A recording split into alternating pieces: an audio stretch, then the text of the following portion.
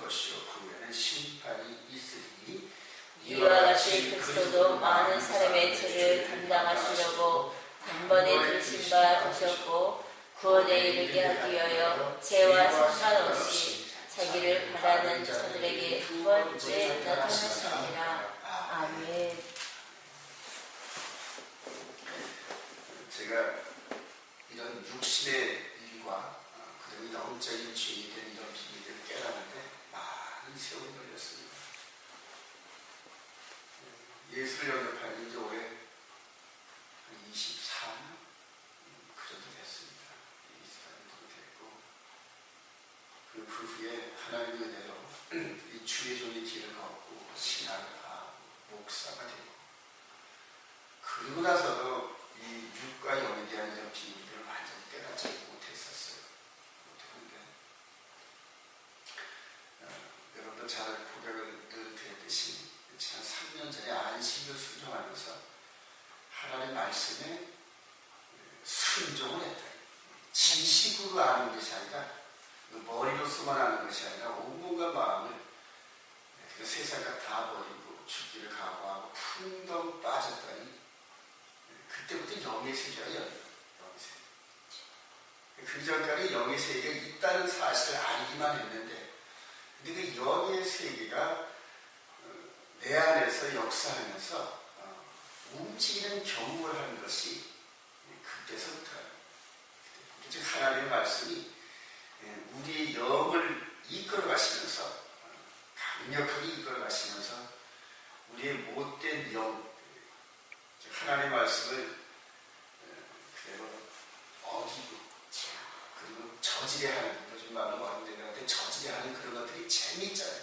어릴 때 그런 게 재미있어요. 그런 그 나약한 영혼을 장성함에 이르는 하나님의 말씀으로 인해서 컨트롤받는 그런 성장을 영으로 이끌어 가시는 과정을 지령을 합니다. 그다음부터 이 성경을 수없이 많이 읽었던 이 성경들이 이제 그때서부터 열리기 시작해요. 그때서부터. 자, 우리 13절 한번 읽어볼까요? 14절.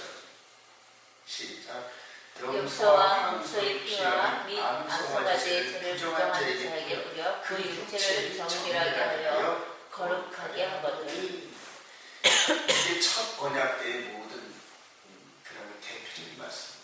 요 한 구절이 예수님이 오시기 전에 구약의 이스라엘 백성들이 하나님을 섬기는 그런 모든 예법의 축소판이라 그렇게 얘기할 수 있어요. 육신적으로 염소와 황소와 피와 및 암소가지의 죄를 부정한 자에게 뿌려 그 육체를 정결하게 하여 거룩하게 하거든. 지금도 이스라엘 백성들이 예수를 영접하지 않으면서 이렇게 짐승 제사를 드리기를 원하고 성경은 날마다 읽고 하는 이런 부분들이 육체를 정결하게 하는 육체의 예법이었다. 그 한마디로 9장 10절 9절부터 읽읍시다. 굉장히 중요합니다. 9절 시작. 이 장막은 힘들까지 비우니 이에 따라 드는 예물과 제사는 섬기는 자를 그 양심상 온전하게 할 수 없나니 이런 것은 먹고 마시는 것과 여러 가지 씹는 것과 함께 육체의 예법일 뿐이며 개혁할 때까지 맡겨둔 것이니라. 아멘. 이게 보이는 첫 번째 언약의 성막에 비었던 성전 제사의 모든 것을 얘기합니다. 자, 이것을 다시 한번 조금만 더 자세히 설명하려면 이 모세가 하나님의 모든 말씀을 선포하고 이 말씀을 어기면 그 대가가 피값인데 죽음인데 그때 모세 때는 누가 죽었다? 짐승이 죽었어요. 짐승. 이 부분을 한번 우리가 찾아보십시오. 좀 적어놓고 집에서 부장을 적어놓고 출애굽기 24장 출애굽기 24장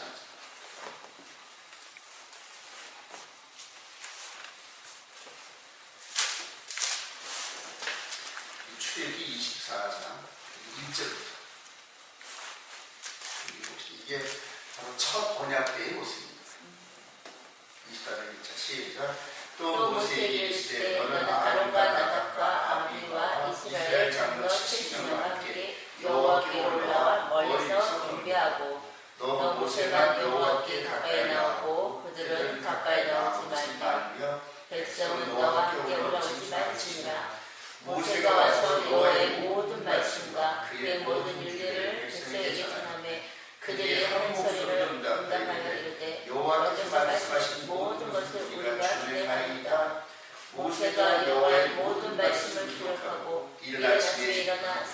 아래에 제단을 쌓고 이스라엘 12지파대로 12기둥을 세우고 이스라엘 자손의 청년을 보내어 여호와께 서로 번제와 화목제를 드리게 하고 모세가 피를 가지고 반은 여러 양떼에 담고 반은 제단에 뿌리고 언약서를 가져다가 백성에게 낭독하여 듣게 하니 그들이 이르되 여호와의 모든 말씀을 우리가 준행하리이다. 모세가 그 피를 가지고 백성에게 뿌리며 이는 여호와께서 이 모든 말씀에 대하여 너희와 세우신 언약의 피이라.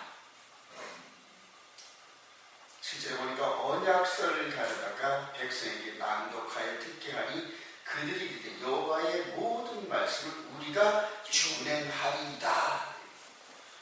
우리가 보통 부동산을 사업하면은 양 당사자가 계약서를 걸고 도장과 막 찍습니다. 근데 그 계약서대로 안 하면은 계약금이 날아가죠. 여러분. 계약금이 날아갑니다. 그와 마찬가지로 하나님께서 이 백성들과 언약서를 낭독한, 근데 그 언약서가 출애굽기 20장부터 23장 전체의 내용, 이 전체의 내용을 먼저 이렇게 선포합니다. 그리고 백성들이 그대로 그 언약서대로 우리가 순종하겠나이다 맹세를 하는 거예요. 그럼 하나님께서도 그 맹세를 따라서 하나님을 그들의 그 하나님이 되고 이스라엘 맹세한 그 백성들은 하나님의 백성이 되는 거예요. 이 언약서를. 근데 그 언약서를 이스라엘 백성들이 행하지 않았을 때는 누가 대신 죽었다? 짐승이 대신 죽었다. 짐승. 그게 바로 이스라엘 백성들이 역사하는 거예요. 계속 짐승이 계속 죽었어요. 왜냐하면 그 언약서대로 행하지 않았던 그 죄값을 짐승에게 물었단 말이에요. 이것이 다시 히브리서 9장으로 가십시다. 이것이 개혁할 때까지 맡겨준 거라는 거예요. 개혁할 때까지. 9장 9절 다시 한번 읽어보세요. 시작. 이 장막은 현재까지 있으니 이에 따라 그들은 예물과 제사는 섬기는 자를 그 양심상 온전하게 했었나니 이런 것은 먹고 마시는 것과 여러 가지 씹는 것과 함께 육체의 예법일 뿐이며 개혁할 때까지 맡기는 것이니라. 육체의 예법. 이 짐승을 잡고 송아지나 염소나 양을 이렇게 잡을 때 그 피를 잡는 사람이 죄를 진 사람의 목을 따고 이 각을 이렇게 끄는 과정에서 손에 묻은 피, 그러니까 그 죄를 지은 사람이 제물로 바친 그 짐승의 피가 손에 묻어요. 그리고 땀을 내서 막 땀을 흘릴 때 막 땀을 흘릴 때 그 피가, 짐승의 피가 얼굴에 묻고 그리고 몸에 묻어요. 근데 전체를 다 묻는 건 아니거든. 그리고 그 피가 그 사람이 지은 죄가 숨어있는 이 마음 안에까지는 들어가지 못한다. 이해가 되시죠? 그러니까 불완전한 제사였단 말이에요. 완전. 그러니까 하나님께서 이렇게 보실 때 죄를 지은 그 사람이 회개는 하는데 그 육신으로 탈탈탈탈 떨면서 두려움을 갖는데 그 속상 그 사람의 마음까지는 피가 묻지 않아서 완전한 속죄가 아니라는 불완전한 제사였단 말이에요. 여기까지 이해가 되시죠? 아멘. 그런데 이후부터는 이제 영혼, 그 마음에 지은 죄까지도 속죄하는 제사 시대가 열렸다. 속죄를 하는 그런 제사 시대. 그것이 바로 예수 그리스도의 보혈의 피란다. 예수 그리스도의 보혈의 피. 자, 예수께서 9장 11절 이후에 예수께서 흘리신 그 보혈의 피는 어떻다? 14절 한번 보십시오. 14절. 시작. 하물며 영원하신 성령으로 말미암아 흠없는 자를 하나님께 드린 그리스도의 피가 어찌 너의 양심을 죽은 행실에서 깨끗하게 하고 살아계신 하나님을 섬기게 하지 못하겠느냐. 15절에 이로 말미암아 그는 새 언약의 중보자이시니 이는 첫 언약 때의 범한 죄에서 속량하려고. 모세를 중보자로 삼아서 이렇게 언약을 했을 때는 짐승이 죽었단 말이에요. 근데 그 짐승이 죽은 이유는 하나님께서 말씀하신 명령을 순종하지 못한 인간의 죄값 대신에 죽었단 말이에요. 자, 동일하게 이제 새 언약의 중보자 대신에 우리 예수 그리스도의 보혈의 피도 하나님의 그 말씀, 출애굽기 20장부터 23장의 그 내용은 똑같은 거예요.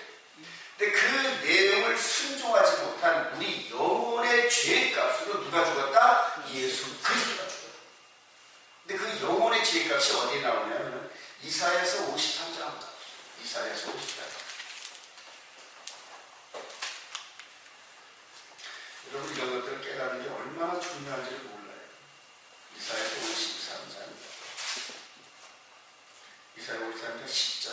이제 미시아에 대한 예언인데 우리 주님 오시 700년 전에 이사야 선지자를 통해서 예고한 장입니다. 10절 시작.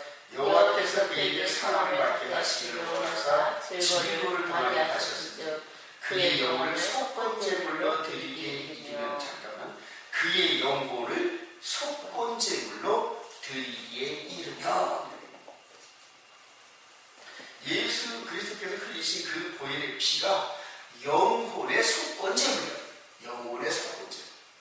즉 우리 주님께서 오시기 700년 전에 아직도 이스라엘 백성을 짐승제사를 드리고 있는 그때에 이사야 선지자의 영의 눈을 활짝 열어주시면서 그가 채찍에 맞고 찔림을 받고 십자가에 매달리는 그러한 환상과 비전을 이렇게 보여주시면서 이사야 선지자가 두렵고 떨리는 마음으로 눈물을 흘리고 막 하나님께 부르짖어 기도할 때 하나님께서 영의 눈, 그 영의 눈을 이렇게 열어주시면서 너희들이 드린 그 현재 성전에서 드리는 짐승제사는 모형과 그림자가 장차 이렇게 마치 한 마리의 양이 끌려와서 목베임을 당하고 피를 흘리고 각을 들어서 죽는 것처럼 귀한 분이 오셔서 하나님의 아들 그 귀한 분이 오셔서 저렇게 양이 죽는 것처럼 저렇게 죽어가는데 그 피값이 너희들의 영혼의 피값이다. 영혼의 죄값을 그분이 속건제물로 드린다 이렇게 예고되어졌단 말이에요. 그리고 그분이 오시면서 우리들에게 말씀하신 것이 산산수훈이에요. 우리 마태복음 5장으로 가보십시오. 마태복음 5장.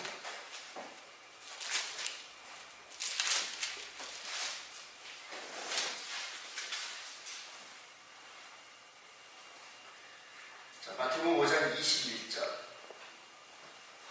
마태복음 5장 21절. 옛사람 시작. 옛사람에게 말하라 살인하지 말라 누구든지 살인하면 심판을 받게 되리라 하는 것을 너희가 들었으나 나는 너희에게 이르노니 형제에게 노하는 자가 심판을 받게 되고 형제를 대하여 나가라 하는 자는 공의에 잡혀가게 되고 미련한 놈이라 하는 자는 지옥불에 들어가게 되리라. 형제를 육신적으로 살인하는 그것이 살인죄인데 이제는 영혼의 죄. 그 형제를 아무 이유 없이 죽이진 않잖아요. 이유하니까 죽이는데 자기에게 이익이 있으니까 죽이는 건데 그런 모든 것들의 시작점이 바로 마음 안에서부터 나옵니다. 마음 안에서. 그러니까 상대를 죽이고 하자는 육신의 행동이 그 원인은 이 안에 있는 마음에서부터 시작되는데 하나님께서는 영이시고 우리의 심령을 들여다보시다.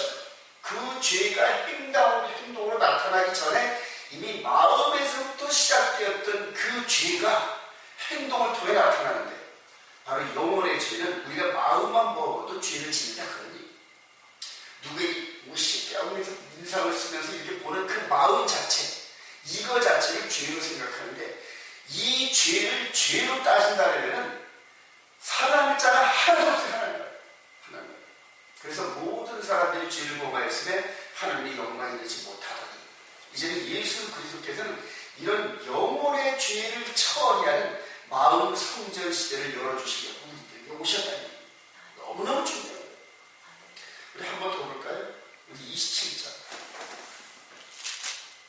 27절 시작. 또 가늠하지 말라 하였다는 것을 너희가 들었으나 나는 너희에게 이르노니 음욕을 품고 여자를 보는 자마다 마음에 이미 가늠하였느니라. 29절 만일 내 오른눈도 실족하게 하거든 떼어내버리라. 내 객체 중 하나가 없어지고 온몸이 지옥에 던져지지 않는 것이 유익하며. 자, 이렇게 마음으로 먹는 이 죄까지도 하나님께서 죄다 이렇게 생각하시고 나중에 그 죄값으로 말미암아 어디 들어간다? 지옥으로 들어간다. 지금 이 세상에 살아가면서 하나님께서 이 세상을 통치하시는데 이런 식으로 만약에 법을 적용한다면 살아남을 자가 하나도 없어요. 예수를 믿고 있는 현재 저와 여러분은 살아남을 자가 하나도 없다는 거예요. 그런데 여기에서 중보의 피를 흘려주신 분이 있다는 거예요. 예수 그리스도. 할렐루야. 아멘. 자, 우리 모세처럼 똑같이 중보의 피를 흘리시는 장면 한번 볼까요? 우리 마태복음 26장.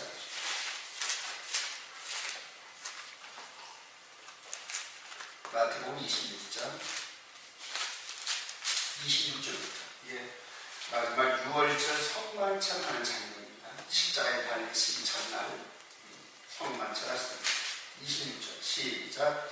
그들이 먹을 때 예수께서 떡을 가져다 볶으시고 떼어 제자들에게 주시기에 이르시되 받아서 먹으라. 이것은 내 몸이니라 하시고 또 잔을 가져다 감사도 하시고 그들에게 주시기에 이르시되 너희가 다 이것을 마시라. 이것은 죄 사함을 얻게 하려고 많은 사람을 위하여 흘리는 바 나의 피 곧 언약의 피이다. 모세가 장로들 70명과 청년들과 함께 하나님 앞에 나아갈 때 그대로 먼 거리에서 딱 도착하시니까 하나님께서 너만 올라와라 그랬다고요. 그러니까 많은 사람들은 뒤에 있고 너만 올라와라. 그렇게 해서 하나님의 말씀의 언약서를 받아 대표자는 모세 한 사람이 나왔어요. 자, 여기서 이를 대동하시면서 떡을 떼주시고 포도주 잔을 나눠주시면서 이것은 언약의 피다 이렇게 얘기하고 그 다음에 하나님께 나아갈 때는 누가 한 분만 나갔다? 예수 그리스도. 십자가에서 제물이 될 때는 그분 혼자서만 갔어요. 12제자는 멀리서 구경만 했다. 이렇게 성만찬을 하고 언약서를 이렇게 낭독할 그때는 12제자들과 함께 있었는데 하나님 앞에 나아갈 때는 즉 십자가를 짊어지고 나아갈 때는 당신은 혼자 나가셨다. 모세가 짐승을 잡고 고연의 피를 그 피를 흘릴 그때는 모세가 혼자 있듯이 그 피를 흘릴 때는 예수 그리스도가 혼자 피를 흘리셨다. 이것이 이제 마음 성전 시대를 열어주고 이제 저와 여러분들의 마음 가운데 이 구약에서 하나님을 섬겼던 그 보이는 성전 시대를 이 마음 성전 시대를 열어주시면서 이제 저와 여러분들이 개인적으로 은밀하게 하나님과 나만이 아는 은밀한 마음의 죄까지도 이 안에서 예수 그리스도의 보혈로 탕감받고 속죄받는 그런 마음의 성전 시대가 열렸다. 할렐루야. 이 비밀을 깨달아. 이 비밀. 다시 우리 히브리서 9장으로 갑니다. 이 비밀을 깨닫고 그대로 우리 가운데서 매일매일 우리가 성전인데 이제는 우리 마음 안에 지어진 이 영혼의 죄까지도 처리해 주시는 예수 그리스도의 보혈의 피가 이 마음에 강같이 흘러요. 강같이 흘러요. 그럼 이제 저와 여러분들이 부지불식간에 연약해서 지금 하나님의 계명의 말씀을 순종하지 못해서 지금 그 죄를 이제 깨닫고 마음으로 깨닫고 이거 어떻게 하면 좋지? 그러면서 마음에 억눌린 그 죄짐에 눌린 고통 이런 걸 느끼면서 하나님 앞으로 이렇게 나아갈 때 이미 그것을 미리 아시고 우리 주님께서는 우리를 위해서 미리 피를 흘려주셨어요. 그것이 우리 마음에 피 뿌림을 받았다 그 얘기인데 히브리서 10장을 보고 마치죠. 하나님 앞으로 이렇게 나아가는 그 길이 열렸는데 히브리서 10장 19절 시작. 그러므로 형제들아 우리가 예수의 피를 힘입어 성소에 들어갈 담력을 얻었나니 그 길은 우리 위하여 휘장 가운데로 열어놓으신 새로운 살길이요 휘장은 곧 그의 육체이다. 또 하나님의 집 다스리는 큰 제사장이 계시니 우리가 마음의 뿌림을 받아 악한 양식으로부터 벗어나고 몸은 맑은 물로 씻음을 받았으니 참 마음과 온전한 믿음으로 하나님께 나아가자. 이게 바로 핵심 중의 핵심입니다. 하나님께서 이 영적 이 비밀을 깨닫게 하시려고 구약에 이런 모든 것들을 기록하게 하시고 구약에 보이는 성전에서 짐승제사를 드리는 이스라엘 백성들을 그렇게 고통 가운데 흥망성쇠 가운데 있게 하셨단 말이에요. 그렇게 해서 모형과 그림자로 지어졌는 그 성전 제도를 이제는 예수 그리스도를 나의 구세주로 영접하는 자들에게 각 개인들 그 마음 안에 이 성전을 지어주셨다. 할렐루야. 솔로몬의 그 금으로 되었던 그 성전은 이제는 헐어버리셨어요. 그러나 하나님 보실 때 그건 값어치가 없는 거예요. 우리 눈으로 볼 때는 그 엄청난 금이 귀중한 것으로 보이지만 하나님께서는 별 가치가 없어요. 이제는 예수 그리스도의 보혈의 피